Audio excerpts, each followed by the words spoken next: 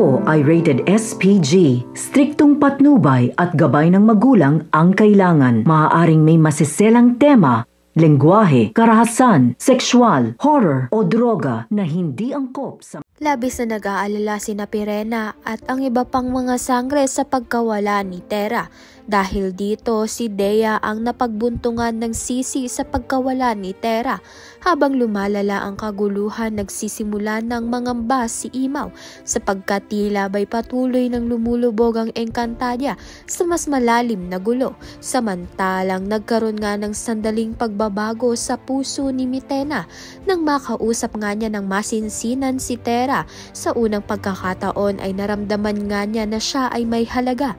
Subalit habang lumilipas ang oras, unti-unti nang bumabalik ang tunay na lakas at kadiliman sa kanyang puso, isang bagay na kinakatakutan ni Zaur.